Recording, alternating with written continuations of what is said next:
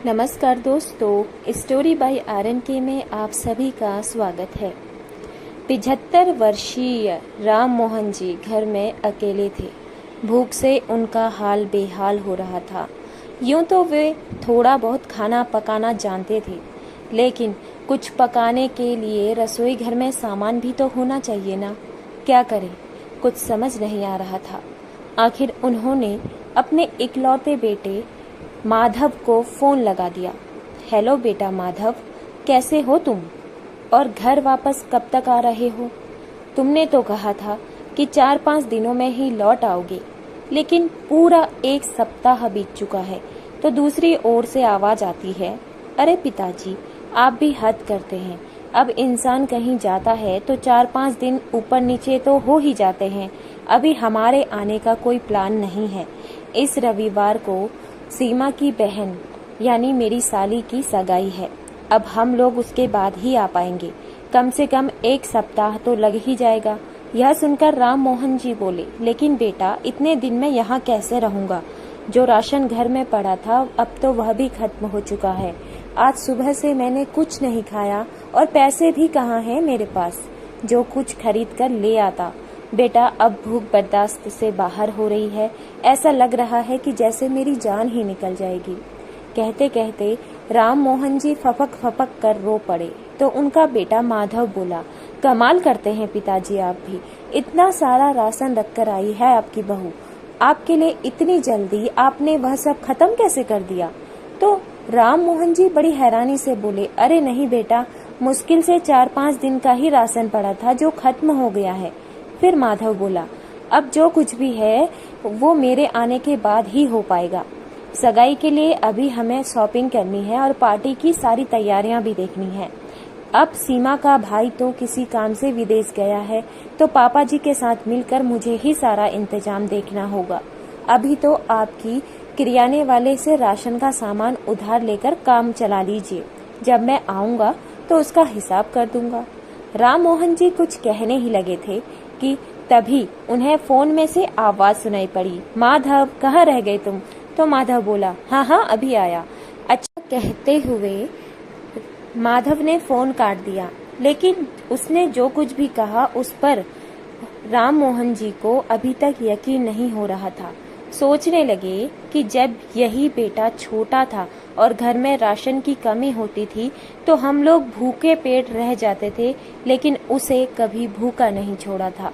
आज वही बेटा 5 दिन का राशन घर में रखकर अपने पिता को अकेला छोड़कर चला गया है और वहाँ अपने सास ससुर की चमचागिरी कर रहा है। कैसे इतनी बदल जाती है औलाद कि माँ बाप का दर्द भी नहीं दिखाई देता। सोच सोच कर ही राम मोहन जी की आंखों से आंसू बह रहे थे, लेकिन पेट की भूख जीने भी कहाँ दे रही थी। आखिरकार पास की राशन की दुकान पर गए और हिचकिचाते हुए कुछ राशन उधार देने को कहा, लेकिन राशन वाले ने भी उधार देने से साफ साफ मना कर दिया। शर्मिंदा होकर राम मोहन जी वापस अपने घर लौट आए, लेकिन अब क्या करें यह उन्हें समझ नहीं आ रहा था। बैठे बैठे उन्हें कुछ ख्याल आया और वह जल्दी से घर को ताला लगाकर घर के पास वाले मंदिर में चले गए। देखा तो मंदिर में प्रसाद बांटा जा रहा था। राम मोहन जी ने एक पत्तल में प्रसाद लिया और मंदिर के प्रांगण में बैठकर खाने लगे और पेट की भूख शांत करके थोड़ी देर वहीं बैठे रहे और सोचने लगे कि आखिर इस तरह कब तक गुजारा होगा। बच्चों को आने में तो अभी 1 सप्ताह बाकी है। थोड़ी देर बाद जब वे अपने घर जाने के लिए मंदिर से बाहर निकले तो 7-8 साल के 2 छोटे छोटे बच्चे उनके पास आए और बोले, अंकल, अमरूद खरीद लो, 50 रुपए किलो हैं। उन्हें देखकर राम मोहन जी के मन में कुछ ख्याल आया और बोले, बेटा, यह अमरूद तुम कहाँ से लाते हो? अंकल, मंदिर के पीछे ही एक बहुत बड़ा बाग है। जिन अंकल का वह बाग है वह हमें उनके अमरूद बेचने के बदले पैसे देते हैं। अंकल, अमरूद लोगे क्या? नहीं बेटा, मुझे नहीं चाहिए, कहकर राम मोहन जी अपने घर वापस आ गए। लेकिन फिर सोचने लगे कि अगर वह छोटे छोटे बच्चे खुद कमा कर खा सकते हैं तो मैं क्यों नहीं? बूढ़ा हुआ हूँ, बीमार तो नहीं। अगले दिन राम मोहन जी भी मंदिर के पीछे वाले बाग में चले गए और थोड़ी ही देर में मंदिर के बाहर बैठकर उन्होंने फल बेचने शुरू कर दिए। ज्यादा कुछ नहीं तो इस तरह वह अपने पूरे दिन के खाने का खर्चा तो निकाल ही लेते थे। लेकिन कहीं दुनिया वाले उनके बेटे को गलत न समझे, यह सोचकर उन्होंने अपने मुंह को साफे से ढक लिया था ताकि वह किसी की पहचान में न आ सके। ऐसा करते करते आज 4 दिन बीत चुके थे। आज जब राम मोहन जी फल बेचने बैठे तो देखा मौसम खराब लग रहा था। मौसम विभाग की चेतावनी भी उन्होंने सुनी थी कि आंधी तूफान आ सकता है, इसीलिए लोग अपने घरों में ही रहे। लेकिन फिर भी राम मोहन जी वहां फल बेचने आ बैठे। थोड़ी ही देर में जोरों की आंधी चलने लगी तो सब लोग अपने अपने घरों में चले गए, लेकिन राम मोहन जी अभी तक वहीं बैठे थे, यह सोचकर कि कुछ फल बिक जाएंगे तो उनका गुजारा हो जाएगा। ऐसे मौसम में एक बुजुर्ग को वहां बैठे देख एक न्यूज रिपोर्टर वहां पर आ गया और वीडियो बनाने लगा और बोला, मजबूरी आखिर इंसान से क्या कुछ नहीं करवाती। ऐसी आंधी तूफान में भी यह बुजुर्ग बाहर निकलने को मजबूर है। जिस समय वह रिपोर्टर वीडियो बना रहा था उसी समय तूफान और तेज हो गया और राम मोहन जी का साफा, जिससे उन्होंने मुंह ढका हुआ था, अचानक हवा में उड़ गया। वे घबराकर जल्दी से अपना सामान उठाकर वहां से चले गए। कुछ देर में बाहर का तूफान तो थम गया था, लेकिन राम मोहन जी के आंसुओं का तूफान थमने का नाम ही नहीं ले रहा था। बुढ़ापे में पत्नी के जाने के बाद उनकी यह हालत होगी, ऐसा उन्होंने कभी नहीं सोचा था। राम मोहन जी और शांति जी का एक बेटा माधव और बेटी राधिका थी। छोटी होने के कारण माधव को बड़े लाड़ प्यार से पाल पोस कर बड़ा किया था। माता पिता को कितनी उम्मीदें थी अपने बेटे से। पढ़ाई में भी होशियार था माधव। उच्च शिक्षा के लिए राम मोहन जी ने उसका गुड़गांव के एक कॉलेज में एडमिशन करा दिया और बेटी का एक अच्छा सा रिश्ता देखकर शादी कर दी। वहीं कॉलेज में ही माधव की सीमा से मुलाकात हुई। दिखने में हैंडसम माधव सीमा को तो पहली ही नजर में पसंद आ गया था। धीरे धीरे वे दोनों बहुत अच्छे दोस्त बन गए। कॉलेज पास करने के बाद माधव को एक बहुत अच्छी नौकरी मिल गई, लेकिन अब शांति जी बहुत ज्यादा बीमार रहने लगी थी। इसीलिए राम मोहन जी ने माधव के लिए रिश्ता देखना शुरू कर दिया ताकि बहू आकर घर की बागडोर संभाल सके। तो माधव ने बताया कि वह सीमा से प्यार करता है। यह सुनकर राम मोहन जी बहुत खुश हो गए थे, लेकिन बाद में पता चला कि सीमा के पिता बहुत पैसे वाले हैं और राम मोहन जी और उनकी पत्नी किसी अमीर घर की बेटी को अपने घर की बहू बनाकर लाना नहीं चाहते थे। लेकिन सीमा और माधव ने एक दूसरे को जीवन साथी बनाने का फैसला कर लिया था और सीमा के पिता उसकी हर एक बात मानते थे। तो माधव की जिद के कारण माता पिता के ना चाहते हुए भी उन दोनों के विवाह के लिए हाँ करनी पड़ी। शादी के बाद 1 महीना तो माधव और सीमा घूमने फिरने और शॉपिंग करने में मस्त थे। उसके बाद सीमा आए दिन या तो सहेलियों के साथ घूमने फिरने निकल जाती या फिर अपने सहेलियों को अपने घर बुलाकर ताश खेलती, ड्रिंक करती और पार्टी करती। लेकिन धार्मिक प्रवृत्ति वाली शांति जी को यह बिल्कुल अच्छा नहीं लगा। तो एक दिन उन्होंने कह दिया कि बहू अच्छे घर की बहू बेटियों को यह सब शोभा नहीं देता। इतनी बात सुनने की देर थी कि सीमा ने घर में तांडव मचा दिया और अपने पति को स्पष्ट तौर पर कह दिया कि उसकी लाइफ में किसी की दखल अंदाजी हो यह वह बिल्कुल बर्दाश्त नहीं करेगी। माधव ने अपने माता पिता को समझा दिया कि वह टोका टाकी ना किया करे। बहू के ये रंग देखकर शांति जी और राम मोहन जी स्तब्ध रह गए। धीरे धीरे शांति जी की हालत और बिगड़ने लगी और एक दिन वह अपने पति राम मोहन जी को इस क्रूर दुनिया में अकेला छोड़कर चल बसी। राम मोहन जी की बेटी राधिका कभी कभी अपने पिता से मिलने आ जाया करती थी ताकि उनका अकेलापन बांट सके, लेकिन सीमा को अपनी ननद फूटी आंख नहीं सुहाती थी। समय अपनी रफ्तार से चलता रहा और करीब 2 वर्ष के बाद सीमा और माधव का बच्चा इस दुनिया में आया। जब उनका बेटा 5 वर्ष का हुआ, उन्होंने एक बहुत शानदार पार्टी रखी। पार्टी से 2 दिन पहले ही सीमा के मायके वाले उसके घर पहुंच गए। माधव की बहन राधिका भी बड़े उत्साह के साथ उस पार्टी में शामिल हुई। अब सीमा ने अपनी मां के साथ मिलकर अपनी ननद के खिलाफ एक चाल चली। पार्टी से अगले दिन जब राधिका अपने घर जाने को तैयार हुई तो उसी समय सीमा ने शोर मचा दिया कि उसकी मां का कंगन चोरी हो गया है। ऐसा कहते हुए उसने पहले तो इधर उधर कंगन ढूंढने का दिखावा किया, फिर अपनी ननद की बैग की उस सबके सामने तलाशी लेने लगी और कपड़ों के बीच अपनी माँ का कंगन देखकर उसने तो घर में तूफान खड़ा कर दिया। देखो माधव, क्या हरकत की है तुम्हारी दीदी ने। आज तक इतने महंगे कंगन कभी देखे नहीं होंगे ना। चाहिए थे तो मांग लेती, लेकिन इस तरह चोरी करना, छी छी छी। माधव ने भी अपनी पत्नी की बात पर विश्वास कर लिया और यह देखकर राधिका हक्की बक्की खड़ी रह गई और आंखों में आंसू बहाते हुए वह उस दिन अपने ससुराल गई तो फिर कभी नहीं आई। लेकिन जाते जाते उसने इतना जरूर कहा, सीमा, भगवान से डरना। जो इल्जाम तुमने मुझ पर लगाया है एक दिन वो लौटकर तुम पर भी आएगा। इतना कहकर वह रोते हुए अपने घर लौट गई। इधर बेटी पर लगे चोरी के इल्जाम का सदमा राम मोहन जी बर्दाश्त नहीं कर पा रहे थे। उनकी बेटी ने भी वहां आना बंद कर दिया था। कभी कभार फोन करके पिता का हालचाल जान लिया करती थी। धीरे धीरे उनकी तबीयत भी खराब रहने लगी। एक दिन सीमा के पास उसके मम्मी पापा का फोन आया और बोले, सीमा बेटी, तुम्हारी छोटी बहन के लिए रिश्ते की बात चल रही है। हमें तो सब कुछ ठीक ही लग रहा है, एक बार तुम लोग आकर भी देख लो। वैसे भी बच्चों की गर्मियों की छुट्टियां हैं, आओगे तो कुछ दिन यहाँ रह लेना। इस बारे में तो जब सीमा ने अपने पति राघव माधव से बात की तो माधव बोला, अगर हम कुछ दिन के लिए वहाँ चले जाएंगे तो यहाँ पिताजी अकेले कैसे रहेंगे। इस बात पर सीमा भड़क गई। अब क्या हर जगह तुम्हारे पिताजी को अपने साथ लेकर जाऊंगी क्या? तो माधव बोला, अरे मैंने ऐसा कब कहा, लेकिन तुम ही देखो, काम वाली बाई भी 1 महीने की छुट्टी लेकर अपने गांव गई है। पीछे से पिताजी कैसे रहेंगे? उनके लिए खाना कौन पकाएगा?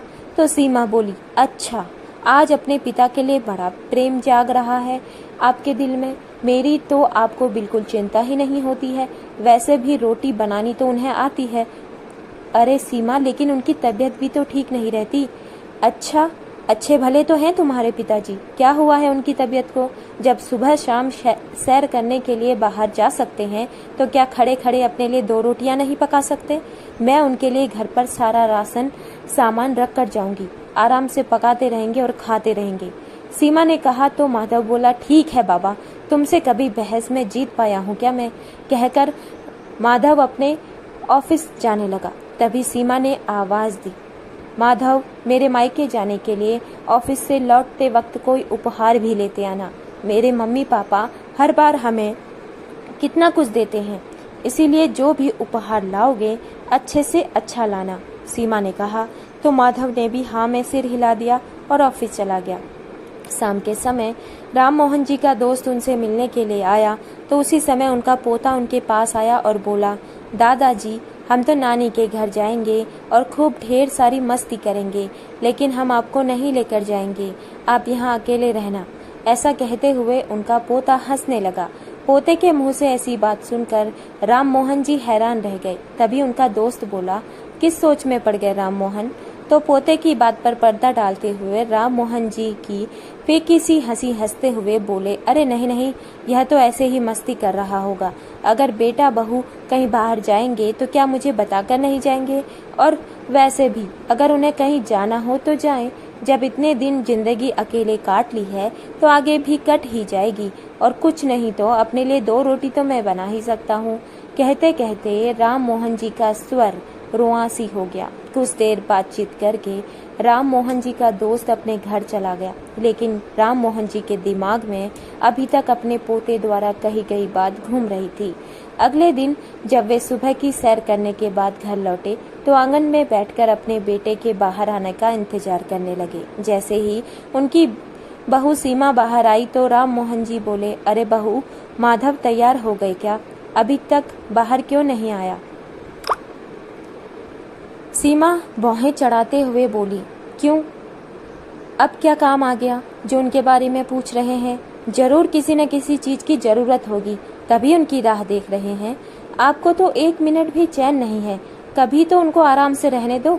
बहू की तीखी बातें सुनकर राम मोहन जी चुपचाप बैठ गए। इतने में माधव तैयार होकर बाहर आया और बोला, अरे सीमा, मुझे ऑफिस जाने को देरी हो रही है, जल्दी से मुझे नाश्ता दे दो।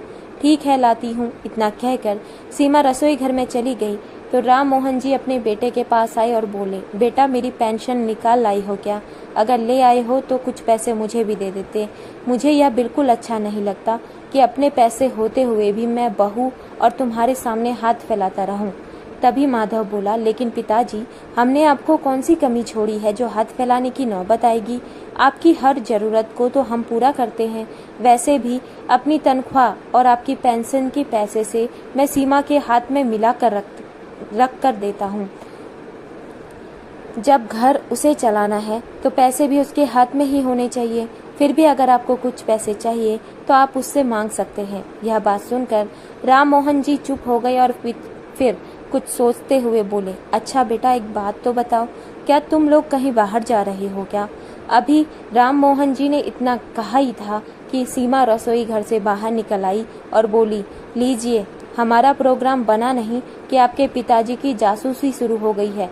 मैं ना कहती थी कि आपके पिताजी हमारी हर बात दरवाजे पर कान लगाकर सुनते हैं। इस घर में तो हमारी बिल्कुल प्राइवेसी है ही नहीं। तभी माधव बोल उठा, पिताजी, आपको ऐसा तो नहीं करना चाहिए। अपने बेटे और बहू की बातें आप छुप छुप कर सुनते हैं। मुझे आपसे यह उम्मीद तो बिल्कुल नहीं थी।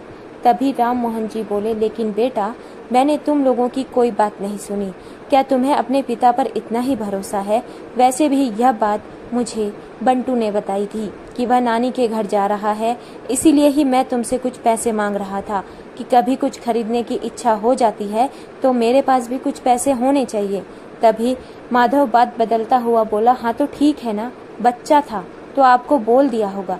और हाँ पिताजी, हम 5 दिनों के लिए कुछ काम से सीमा के मायके जा रहे हैं। उसके मम्मी पापा ने बुलाया है। इतनी बात सुनकर राम मोहन जी बोले, पर बेटा, 1-2 दिनों की बात होती तो कोई बात नहीं थी, लेकिन 5 दिन मैं यहाँ अकेले कैसे रहूँगा? तभी सीमा गुस्से से बोली, बस, हमने कहीं जाने की बात की नहीं कि शुरू हो गए आपके पिताजी। आखिर आप चाहते क्या है? क्या सारी उम्र हम आपकी सेवा में ही गुजार दें? मेरे मम्मी पापा की कोई अहमियत नहीं है या फिर हमारी कोई अपनी लाइफ ही नहीं है? हम परसों सुबह जा रहे हैं और यह तय हो चुका है। ऐसा कहकर सीमा पैर पटकती हुई रसोई घर में चली गई और माधव अपनी नौकरी पर चला गया। नाश्ता निपटाने के बाद सीमा ने हमेशा की तरह राम मोहन जी से घर की झाड़ू पोछा करवाई और फिर सब्जी काटने के लिए दे दी। उसके बाद शॉपिंग करने के लिए बाजार चली गई। जिस दिन वे लोग निकलने लगे तो सीमा राम मोहन जी के पास आई और बोली, पिताजी, यह लीजिए 2000 रुपये अपने पास रखिए। यह देखकर राम मोहन जी को मन ही मन खुशी हुई कि चलो, बहू को मेरी इतनी तो चिंता है। फिर औपचारिकता निभाते हुए बोली, नहीं नहीं, मुझे इतने पैसों की क्या जरूरत है? तो सीमा बोली, अरे, यह पैसे मैं आपको घूमने फिरने या फालतू चीजों पर खर्च करने के लिए नहीं दे रही हूँ। कल महीने की 1 तारीख है। दूध वाला, अखबार वाला, केबल वाला सब कल पैसे लेने आएंगे तो उन्हें दे दीजिएगा। घर में जितना राशन पड़ा है आपके लिए काफी होगा। फल सब्जी खरीदने की आपको जरूरत है नहीं और आपकी दवाइयाँ हमने पहले से ही लाकर रख दी हैं। इसके अतिरिक्त मुझे नहीं लगता कि आपको पैसों की जरूरत पड़ेगी। राम मोहन जी ने चुपचाप हाँ में सिर हिला दिया और फिर वे लोग अपनी गाड़ी में बैठकर चलते बने। 1 सप्ताह बीत जाने के बाद भी जब उनके बेटे ने उनकी सुध नहीं ली तो थक हार कर राम मोहन जी को अपना पेट भरने के लिए फल बेचने का काम करना पड़ा। अतीत के बारे में सोचते सोचते राम मोहन जी अचानक वर्तमान में आ गए। जब उनके फोन की घंटी बजी, राम मोहन जी की बेटी राधिका का फोन आया था। हेलो पिताजी, कैसे हैं आप? बेटी की अपनेपन भरी आवाज सुनकर राम मोहन जी का मन भर आया। फिर स्वयं को संभालते हुए बोले, मैं ठीक हूँ बेटी। वो क्या है ना, तुम्हारा भाई अपनी पत्नी और बच्चों को लेकर कुछ दिनों के लिए अपने ससुराल गया है। यह सुनकर राधिका बोली, क्या कुछ दिनों के लिए? तो आप वहाँ अकेले कैसे रह रहे हैं? खाना कैसे खाते हैं? और बाकी के काम वह सब कौन करता है? तो राम मोहन जी रूंधे स्वर में बोले, अरे बेटा, तुझे मेरी चिंता करने की जरूरत नहीं है। तेरी माँ के जाने के बाद मैं रोटी पकाना, बर्तन साफ करना और साफ सफाई करना सब सीख गया हूँ। फिर अपने लिए 2 रोटियां बनाने में क्या हर्ज है? यह बात सुनते ही राधिका की आंखों से आंसू बह निकले। उसके पिता, जिन्हें कभी एक गिलास पानी के लिए भी रसोई में जाने की जरूरत नहीं पड़ी थी, वह आज माँ की अनुपस्थिति में घर का एक एक काम स्वयं करते हैं। इसके बाद वह कुछ बोल न सकी और उसने फोन रख दिया। अगली सुबह जब राम मोहन जी अपने लिए नाश्ता बना रहे थे, उसी समय दरवाजे पर दस्तक हुई। इतनी सुबह सुबह कौन होगा, बच्चे तो घर पर है नहीं और मुझसे मिलने तो कौन आएगा, सोचते हुए राम मोहन जी बाहर आए। लेकिन जैसे ही उन्होंने दरवाजा खोला तो अपने सामने अपनी बेटी राधिका को देखकर वह हैरान रह गए। इतने समय बाद अपनी बेटी से मिलकर उनकी आंखें भर आई। अरे बेटी राधिका! तभी राधिका के बच्चे भी नानू नानू कहते हुए उनकी टांगों से लिपट गए। राम मोहन जी ने उन्हें अपनी बाहों में भर लिया और फिर प्यार से सहलाते हुए उनका माथा चूमते हुए बोले, आओ ना बच्चों, अंदर आ जाओ। कितने सालों बाद तुम्हें सामने से देखा है, वरना आज तक तो तुमसे वीडियो कॉल पर ही बात होती आई थी। कहते हुए वो रुआंसू से हो गए। तभी राधिका बोली, मैं भी क्या करूं पिताजी, जिस घर में मेरी इज्जत नहीं वहां मैं कैसे आ जाती। भाभी ने जो कुछ भी मेरे साथ किया था वह अपमान मैं आज तक नहीं भूल पाई हूँ। इसीलिए चाहते हुए भी अपने मायके की चौखट पर पैर न रख सकी। लेकिन आपको मैं अकेले कैसे छोड़ सकती थी। तभी उनका दामाद बोला, पिताजी क्या हम लोग इतने पराये हो गए थे कि आपने हमें कुछ भी बताना जरूरी नहीं समझा। बेटी दामाद से अपनापन पाकर राम मोहन जी की आंखें भीग गई और फिर बोले, अच्छा किया बेटा जो तुम लोग यहाँ आ गए। बेटियों से ही तो घर रोशन होता है। लेकिन तुम्हारी भाभी यह बातें नहीं समझेगी। अभी यह बातें चल ही रही थी कि राधिका के बच्चे बोल उठे, मम्मी बहुत भूख लगी है, खाना दो ना। तो राम मोहन जी बोले, मैं अभी कुछ लेकर आता हूँ। इतना कहकर वह रसोई घर में चले गए और इधर उधर कुछ ढूंढने लगे। लेकिन उन्हें वहाँ कुछ नहीं मिला, क्योंकि सीमा तो पहले ही बिस्किट, मठरी और बाकी के स्नैक्स अलमारी में रखकर ताला लगाकर चली गई थी। उसी समय राधिका भी रसोई घर में आ गई और बोली, आप परेशान मत होइए पिताजी, मुझे बताइए, मैं मदद कर देती हूँ। इतनी बात सुनते ही राम मोहन जी उदासी भरे स्वर में बोले, क्या बताऊं बेटी, खुद के पेंशन के पैसे होते हुए भी अपने ही घर में मैं भिखारी बन बैठा हूँ। समझ नहीं आता कि बच्चों को क्या खिलाऊं। कहते हुए उनकी आंखों से आंसू बहने लगे। फिर राधिका बोली, अरे इतनी छोटी सी बात, इसमें परेशान होने वाली क्या बात है। आपकी यह परेशानी मैं 1 मिनट में हल कर देती हूँ। इतना कहते ही राधिका ने अपना मोबाइल निकाला और तुरंत फल और कुछ स्नैक्स घर पर मंगवा लिए। पहले उन लोगों ने एक साथ बैठकर फल काट कर खाए, फिर बच्चों को स्नैक्स दिए और बाजार से खाना ऑर्डर कर दिया। अपने बच्चों का साथ पाकर राम मोहन जी जैसे अपनी परेशानियों को ही भूल गए थे। उधर शाम के समय राम मोहन जी के दोस्त जब उनसे मिलने आए तो बोले, अरे वाह क्या बात है, राधिका बिटिया आई है। तब राम मोहन जी हंसकर बोले, अरे आओ ना, देखो बच्चों के आ जाने से आज मेरा घर कितना गुलजार हो गया है। राधिका तुरंत जाकर उनके लिए चाय बनाकर ले आई। फिर राम मनोहर जी के दोस्त बोले, राम मोहन, तुम्हारी बहू के होते हुए तो आज तक इस घर में मुझे कभी पानी तक भी नहीं पूछा गया, और आज बिटिया तो मुझे चाय बनाकर पिला रही है। यह सुनकर राधिका हैरानी से उनकी ओर देखने लगी। तो वे बोले, बेटी एक बात कहूँ, तुम ही अपने पिता को अपने घर क्यों नहीं ले जाती। यहाँ रहते हुए तुम्हारी पिता की हालत कुछ अच्छी नहीं है। या तो अपने पिता का ख्याल तुम रखो या फिर उन्हें उनका हक दिलवाओ। सारे पैसे तो तेरे भाई भाभी ही ले लेते हैं और तेरा भाई भी सिर्फ अपनी पत्नी का ही कहना मानता है। इससे तो मेरी हालत ही अच्छी है। पहले मुझे अफसोस रहता था कि भगवान ने मुझे बेटा नहीं दिया, लेकिन अब लगता है कि भगवान ने जो किया अच्छा ही किया। एक बेटी है जो ससुराल की जिम्मेदारियां निभा। पैसे हाथ में हो तो इंसान नौकर से भी काम करवा सकता है। यह बात सुनकर राधिका कुछ सोच में पड़ गई। उधर नानी के घर में रहते हुए माधव का बेटा बंटू जब मोबाइल देख रहा था तो बैठे बैठे ही चिल्ला पड़ा, अरे दादू देखो मम्मी, यह तो दादू हैं। यह बात सुनकर सीमा कुछ हैरानी में पड़ गई। तभी बंटू फिर से बोला, मम्मी मैंने अभी मोबाइल में दादू को देखा। तो सीमा बोली, अच्छा दिखा तो कहाँ देखा। तो बंटू ने मोबाइल में एक वीडियो लगा दी। यह वही वीडियो थी जो कि आंधी तूफान के समय उस लोकल न्यूज रिपोर्टर ने बनाई थी, जिसमें राम मोहन जी फल बेचते हुए नजर आ रहे थे। वीडियो पर कैप्शन लगा था, आखिर मजबूरी इंसान से क्या कुछ नहीं करवाती, पेट की भूख उम्र नहीं देखती। वह वीडियो देखकर तो सीमा के होश ही उड़ गए और सीमा ने अपने पति माधव को वह वीडियो दिखाई और बोली, यह देखिए, यह गुल खिला रहे हैं आपके पिताजी। हमारे पीठ पीछे पूरे जग में हमारी बदनामी करने पर तुले हुए हैं। क्या कमी छोड़ी थी आखिर हम लोगों ने? माधव को अपनी आंखों पर यकीन नहीं हो रहा था और बोला, नहीं, यह मेरे पिताजी नहीं हो सकते। ठीक है, अभी पता लग जाएगा। मैं अभी आपके पिताजी को फोन करके पूछती हूँ। ऐसा कहते हुए सीमा ने राम मोहन जी को फोन लगाया। पिताजी, यह क्या तमाशा लगा रखा है आपने? क्यों पूरे शहर में हमारी बदनामी करवा रहे हैं? लेकिन हुआ क्या बहू? मैंने ऐसा क्या कर दिया? अच्छा, अब अनजान तो ऐसे बन रहे हैं जैसे कुछ हुआ ही नहीं। हम लोगों ने आपकी वीडियो देख ली है, तमाशा बनाकर रख दिया है आपने हमारा। यह सुनते ही राम मोहन जी सक पका गए। तभी सीमा बोली, आपसे तो मैं आकर बात करती हूँ, हमारे आने से पहले घर की पूरी साफ सफाई रखिएगा। अभी सीमा यह बोल ही रही थी कि तभी राधिका के दोनों बच्चों ने शोर मचा दिया। यह पीछे से शोर कैसा हो रहा है? घर पर कोई आया है या आपने ही किसी को फोन करके बुला लिया है? बताते क्यों नहीं? तभी ऐसा कहते हुए सीमा की भौहें तन गई। तभी राम मोहन जी हड़बड़ाते हुए बोले, बहू, वह बात यह है। अरे ठीक से बताते क्यों नहीं? वो क्या कर रहे हैं? तभी राधिका आगे आई और बोली, मुझे फोन दीजिए पिताजी, मैं बात करती हूँ। क्या हुआ भाभी? मैं अपने पिताजी से मिलने के लिए अपने मायके आ गई, तो इसमें कौन सी बड़ी बात हो गई? तो सीमा बोली, अच्छा, पहले तो हम सबके रहते हुए हमारे घर से चोरी की थी तुमने, अब हमारी पीठ पीछे हमारे घर को लूटने के लिए आ गई हो। किसने बुलाया था तुम्हें?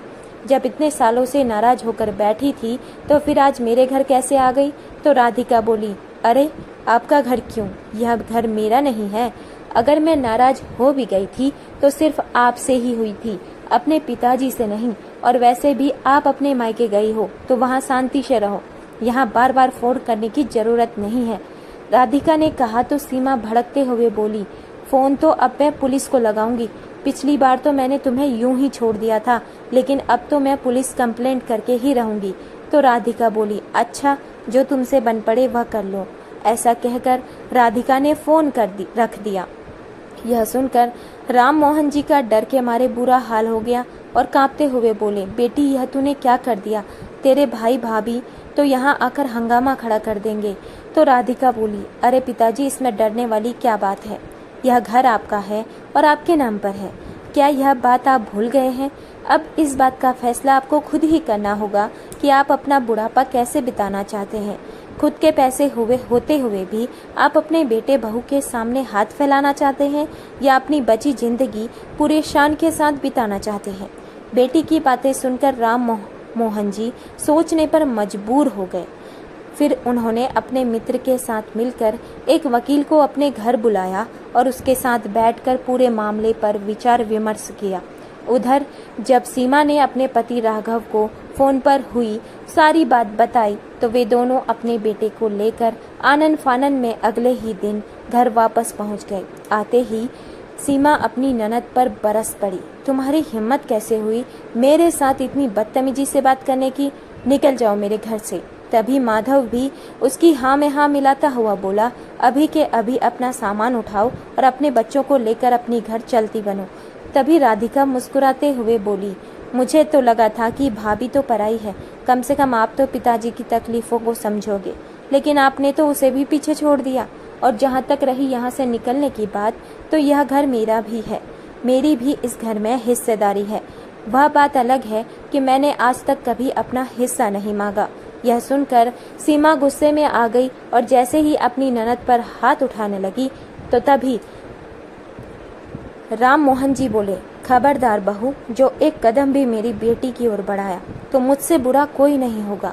तो सीमा बोली, अच्छा, आज इतनी हिम्मत आ गई? लगता है बेटी ने खूब खिलाया पिलाया है, तो जो आवाज में भी जोश आ गया है। तभी माधव का बेटा बंटू स्नैक्स लेकर बाहर आया और बोला, देखो मम्मी, इतना सारा सामान पड़ा है रसोई में।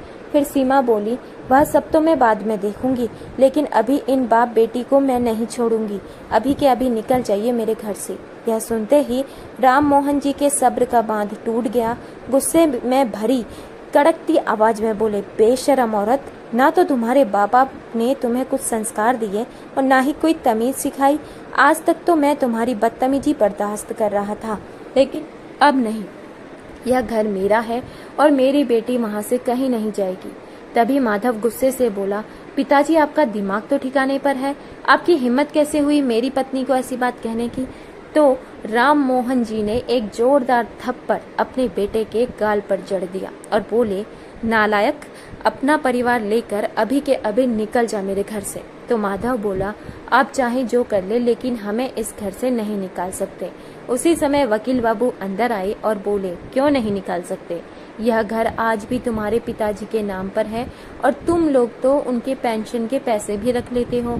यह तो बिल्कुल नाइंसाफी है। यह बात सुनकर माधव हैरान रह गया। तभी वकील साहब ने कोर्ट का कागज उनके हाथ में थमाया और बोले, 1 सप्ताह के अंदर अंदर तुम्हें इस मकान को खाली करना होगा और आज तक अपने पिता की पेंशन के जितने भी पैसे तुमने खर्च किए हैं वह तुम्हें उन्हें वापस लौटाने होंगे, वरना जेल की हवा खाने को तैयार हो जाओ। यह सुनते ही माधव और सीमा की हवाइयां उड़ गई। वे एक दूसरे के मुंह को ताकने लगे। फिर माधव ने सीमा को इशारा किया और दोनों अपने पिता के पैर पकड़कर माफी मांगने लगे। तभी राम मोहन जी ने तय कर लिया था कि अब वह कमजोर नहीं पड़ेंगे। जोरदार आवाज में वे बोले, यह मगरमच्छ के आंसू तुम किसी और को दिखाना, मैं तुम्हारी रग रग से वाकिफ हूँ। सही कहा था मेरी बेटी ने कि मैंने आज तक अपने लिए आवाज नहीं उठाई, जिस कारण तुम लोगों ने मुझे एक भिखारी की जिंदगी जीने पर मजबूर कर दिया। लेकिन अब मैं तुम लोगों का मुंह नहीं देखना चाहता, निकल जाओ मेरे घर से। ऐसा कहकर वह अपने कमरे में चले गए। 3 दिन बाद माधव अपनी पत्नी और बेटे को लेकर वह घर छोड़कर चला गया। अब राम मोहन जी उस घर में अकेले रह रहे थे, लेकिन उनकी बेटी राधिका को अपने पिता की चिंता अंदर ही अंदर खाई जा रही थी। इसलिए उसने उन्हें अपने साथ चलने को कहा, लेकिन राम मोहन जी ने उसके साथ आने से मना कर दिया और कहा, बेटी, इस घर में तुम्हारी माँ की यादें बसती हैं और वैसे भी बेटी के घर पर रहना माँ बाप को शोभा नहीं देता। तो राधिका ने इस बात का भी हल निकाल लिया और मकान के ऊपर के हिस्से में किराएदार बिठा दिए और अपने पिता की देखभाल के लिए एक नौकर भी रख दिया, जो दिन भर उनका काम करता और रात में भी उनका ख्याल रखता। अब राधिका हर रोज अपने पिता से फोन पर बात करती, उनका हालचाल पूछती और सप्ताह में एक बार अपने बच्चों को लेकर उनसे मिलने भी आ जाती। अब राम मोहन जी अपनी मर्जी से अपनी जिंदगी जीने लगे थे। अपने मित्र के साथ सुबह शाम कभी पार्क में टहलने जाते, तो कभी मंदिर या गुरुद्वारे में चले जाते, कभी कभार घूमने फिरने भी निकल जाते। उनका समय अब अच्छे से कटने लगा था। बेटे से नाता तोड़कर अब उन्होंने भी अपने मन को समझा लिया था। अब उनका जीवन सुख शांति से गुजर रहा था। लेकिन उधर अपने पिता के साथ इतनी नाइंसाफी करने के बाद भला उनके बेटा बहू सुख शांति की जिंदगी कैसे गुजार सकते थे। इधर घर से निकालने के बाद माधव और सीमा ने एक किराए का घर ले लिया, लेकिन अब परेशानी यह थी कि माधव के पास ना तो अपने पिता की पेंशन थी और ऊपर से घर का किराया भी देना था। आमदनी 98 और खर्चा रुपया।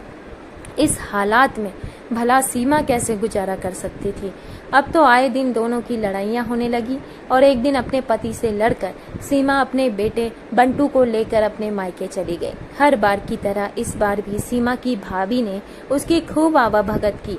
कुछ दिन बहुत अच्छे से गुजरे, लेकिन धीरे धीरे सीमा अपनी भाभी की नज़रों में खटकने लगी और धीरे धीरे भाभी का व्यवहार सीमा के प्रति बदलने लगा। अब उसकी भाभी उससे छुटकारा पाने की तरकीब खोजने लगी। इसी दौरान उसके माता पिता का 4 धाम की यात्रा पर जाने का प्रोग्राम बन गया और सीमा की भाभी तो जैसे इसी मौके की तलाश में थी। आखिरकार सीमा के साथ भी वैसा ही हुआ जैसा उसने अपनी ननद के साथ किया था। एक दिन उसकी भाभी यहाँ वहाँ देखते हुए बोली, मेरी सोने की चैन नहीं मिल रही, बहुत महंगी चैन थी। उन लोगों ने सब जगह खोज लिया, लेकिन कहीं कुछ नहीं मिला। फिर सीमा की भाभी ने सबके सामने सीमा की अलमारी खोली और कपड़े निकालकर खोजबीन करने लगी। यह देखकर सीमा गुस्से में आ गई और बोली, यह क्या कर रही हैं भाभी, क्या आपको मुझ पर विश्वास नहीं है? तभी अचानक कपड़ों में से उसकी भाभी की चैन निकल आई। यह देखकर तो सीमा के होश ही उड़ गए। उसने अपनी भाई की तरफ उम्मीद भरी निगाह से देखा तो उसका भाई बोला, सीमा, अगर तुम्हें कुछ चाहिए था तो मुझसे मांग लेती, लेकिन ऐसी नीच हरकत करने की क्या जरूरत थी? यह सुनते ही सीमा को तो जैसे काटो तो खून नहीं। आज उसे वही दृश्य याद आ रहा था जब कुछ वर्ष पहले उसने अपनी ननद पर चोरी का इल्जाम लगाया था और उसकी ननद सब लोगों के सामने गुनाहगार बना दी गई थी। आज सीमा को भी उसके गुनाहों की सजा मिल चुकी थी। उसका हंसता खेलता परिवार केवल उसकी गलतियों के कारण उजड़ चुका था। आज ना तो उसके पास अपना मायका रह गया था, ना ही ससुराल। मायके के दहलीज पर खड़ी सीमा के पास पछताने के अलावा अब कोई रास्ता नहीं रह गया था। तो दोस्तों, यह थी आज की कहानी। जो भी बच्चे, जो भी औलाद अपने माता पिता को बुढ़ापे में इस तरह दुख पहुंचाते हैं तो उनका हाल वो भगवान उसी जन्म में बुरा कर देता है। उसका फल उन्हें इसी जन्म में भोगने पड़ते हैं। इसीलिए अपने भविष्य को सुधारने के लिए अपने वर्तमान को सही कीजिए। धन्यवाद।